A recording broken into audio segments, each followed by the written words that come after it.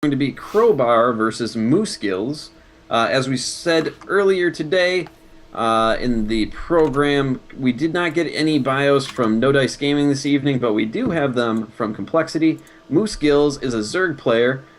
He's also a full-time student, and he says that his name comes from having convinced a female co-student of his that moose actually have gills. She believed it, and it became a joke, and then it became his name. So there you have it. Just speaking with one of the teams here for a moment, clarifying a little bit of information. Cool.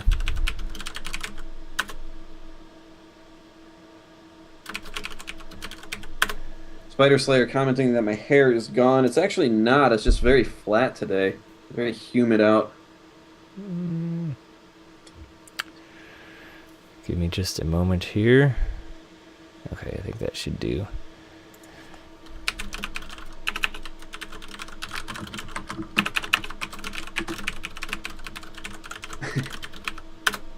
Thank you all for joining us tonight. We appreciate you coming out and checking out No Dice Gaming versus Complexity. We've got great games ahead of you. The series, as we said, is at 2-1. There's still a number of games ahead of us. This is a best-of-7 series, so one of the teams has to win 4 games in order to win the match entirely. So there really isn't. I mean, it looks like No Dice Gaming is up 1 right now due to that forfeit, but they still have to win 2 more in order to take the series, and Complexity still has plenty of room to come back. Indeed that is. With game number 4 is all set. Our score is 2-1, as you said. Let's jump right on into this game, Gallegation. And here we go on Galaxy Viridian. This is provided by, we are partnered with the Galaxy map making team. They provided some pretty sweet maps this season. This is one of them, definitely some eye candy. Check it out. But in the lower right hand corner, wearing the orange carapace representing Complexity, it is the one, the only Moose Skills. And in the top right hand corner, representing No Dice Gaming and Zerg, it is Crowbar. And Moose Skills apparently commenting that he saw Crowbar's GM promotion video and says it was pretty cool. Another little tidbit that I don't know if you read there, Gallegation, that apparently Moose Skills got his name because he convinced either his girlfriend or a girl. I don't think it was his girlfriend. I think it just said a girl. It was a female classmate. That Moose had gills, and actually convinced her. Enough, a good enough story, I suppose, to make it your gaming name forever. Yes.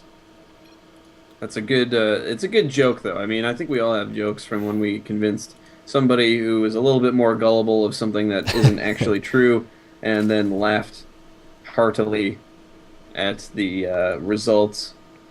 This is going to be a ZVZ, this being a 4-player map as well. It is not clear, obviously, on the outset which position the players are in. However, the Overlords doing a high 5 here in the middle did give it away. So Crowbar sending his Overlord that was headed to the top left down towards the bottom right where Moose Skills is located, putting down a natural expansion ahead of his opponent, while his opponent actually has quite a decently early pool here. It looks like about a 13 pool. Yeah, Crowbar looking to get that pool out faster. I think that it's. I mean, this is all mind games at this point. You know, you got to figure out. Okay, this is a 4-player map. We both know where the other person is. What do I do first? Do I do expansion? Do I do spawning pool? And you kind of have to figure out. Well, maybe because it's a 4-player map. Maybe my opponent's going to go expansion first, so I could get early lead by getting a few lings out quicker. It's, you know, it's all mind games, but it looks like Crowbar's hoping to get that queen out a little bit faster. Does have 2 Zerglings in production. They're likely going to be going out and scouting, and Crowbar does have vision now on that hatchery as well. It does also take quite a while for those Overlords to make it across the map, so you have to think of the things your opponent could be doing as well.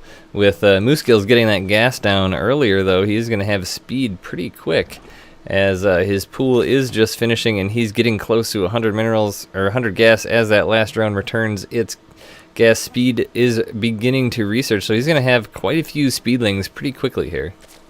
That's absolutely true. Crowbar just now getting those drones into gas, so his speed is going to be quite a bit behind his opponents. and if it comes to blows right around the time where Mooskill's metabolic boost is finishing, then he's going to have the advantage over his opponent Crowbar for a decent amount of time. Yeah, we saw this in the game last week, and it's really a coin flip depending on the control and how it goes on. The player that gets the speed a bit faster can get a lot of lings in. It's really hard to defend against a lot of speedlings, but if it's done, then that gives you quite a bit of an advantage, and the momentum can switch quite quickly there. So we'll have to see what happens as Mooskills is actually putting down that Baneling Nest as well. So this will be pretty scary here if he pulls this off. Oh Yeah, my gosh, absolutely. actually, early Crowbar layer go- out of Crowbar as well. Look at that layer going down at the Yeah, that's what I 5-minute was- mark. That was what I was just about to say. It's a real early layer, and that Baneling Nest with additional Zerglings, that could be very dangerous now for Crowbar. Well, that means Crowbar is going to have not a lot of units here. But also Mooskills, on the other hand, not really producing a ton of Zerglings so far, still producing quite a few drones. 4 did just finish up 1 now with speed completed, is going to be running its way through the base of Crowbar, seeing what he has, and he's going to see that layer. And gosh, what would you be thinking as Mooskills right now? What do I do? Okay, I see he's going to not have a lot of units. Well, absolutely, and it looks like he's doing what you'd expect to do. He's getting his ground Carabase, he's getting a Baneling out. It doesn't look like he's adding a whole lot of Zerglings just yet, but he did see that wall kind of going down out of Crowbar as well. He's putting down a Roach Warren, he's got his Evolution Chamber down, and he's actually closing that straight on up with a Spine Crawler. And those lings are kind of running straight into it. Right in time, too, right as those lings were just running up there. So maybe not the wisest expenditure of Banelings to pop them on Spine Crawlers and other such things, but Roach Warren going to be coming down from Mooskills in response. So probably not going to get a ton done here with the Banelings. There is an opening on the left side here, but the Queen's going to be pushing away an Overlord there. But Mooskill's not really moving out. He's taking the opportunity to take a third base, seeing that he is arguably ahead of his opponent. Layer of his own is coming down now, about half done. Absolutely, but you've got to wonder if that tech for him, because he's doing a tech switch now, and I think he even canceled. Oh no, he was always getting the Carapace upgrade. He's got 20 lings coming out, but he's going into Roach. He's kind of getting blocked off here. It is kind of feeling like, well, he kind of got a defense down, he got a turtle down. I'm kind of falling behind in that regard. But he's also got good vision. He sees this 4th going down. He's got 2 lings there trying to harass it. He's got a lot more lings coming across the map, and frankly, there's just not a lot here to defend against that. And now is definitely the time he needs to exploit his advantage and push, because a lot of roaches are going to be starting to come out for Crowbar. He's trying to take out this base, doing a little bit of micro on his lings there to try and not lose as many as he can. Looks like he might have wanted to surround that queen, but all those Zerglings just get taken out. But it looks like he's going to be moving on up into the main base with some more. That's right, but roaches are right there. They do try and focus down the queen, and they are going to get it.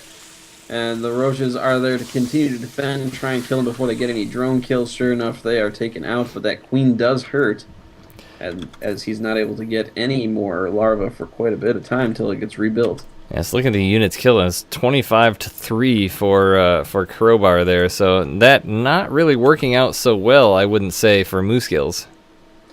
Definitely not. It might not, again, as Crowbar does have roaches going over to this 4th base, but Mooskills has his own army there, lings and roaches, and a Baneling there as well, so he's going to have to be real careful with this control. Baneling does smash into some of those roaches, but more roaches stream across the map there for Crowbar. He's going to try and get concave advantage here, and it looks like he's trying to split up into 2 groups now.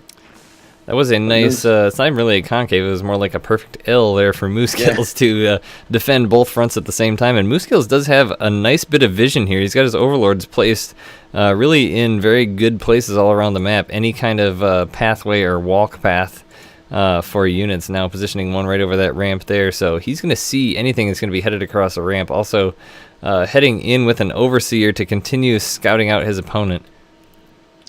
And that's just real smart, is to keep tabs on what your opponent's doing, where he's going. It looks like Crowbar is actually he's taking that far tower. Doesn't want to be caught off guard by any wide swing arounds.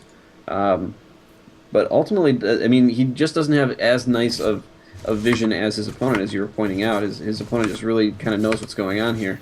Yeah, I'm really interested to see, besides, what he was going for with the early layer. I mean, obviously he has +2 ranged upgrade coming down, which is a requirement that is prerequisite is the layer. So but that early upgrade is really the only thing we've seen so far that is dependent on that layer tech. So I'm interested to see if he's got some other play up his sleeves, but there are a lot of roaches now, and with that +2, 11 more roaches about to pop out as well. With that +2, it is going to be quite an advantage for Crowbar.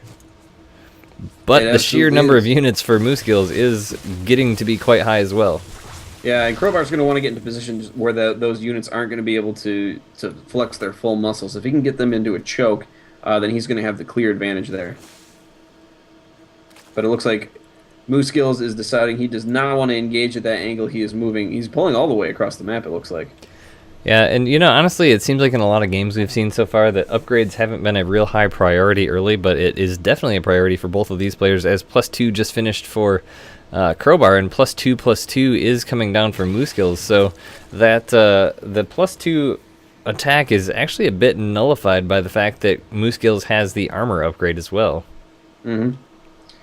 Looks like a fourth base is now going down for Crowbar. Both players still kind of hanging out on Roach Tech. They're not really getting a whole lot else. Crowbar finally getting down a Baneling Nest. And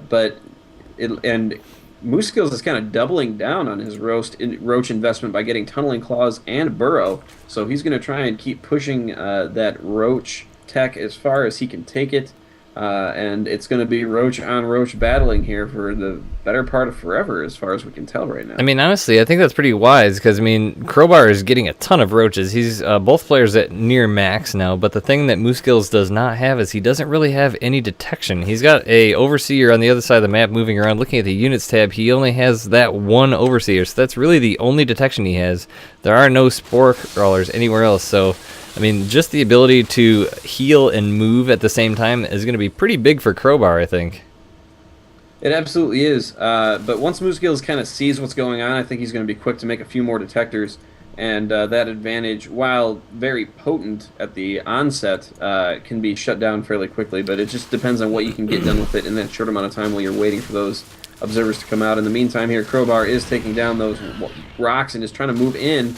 But this is a big roach-on-roach engagement, and it looks like Crowbar might actually have the better concave here. Moose Gills is just getting obliterated by the amount of damage that's going down here, as he does not have those 2/2. But there we see that Burrow coming into effect as Crowbar decides to get out of there before he gets hit too hard by that. Yeah, that was definitely a huge advantage for Moose Gills right there, and very smart for Crowbar to pull back because pretty even numbers of roaches going into that snuggle fest right there, and the ability to burrow and move would have been very tide-turning that battle. But Baneling speed coming out for Crowbar as well has a lot more roaches, so this is not the end of this engagement. It's just moving to a location that is yet to be determined. Looks like the middle of the map as the roaches of Moose Gills getting into position here, moving up on Crowbar. Looks like he wasn't quite noticing them coming up.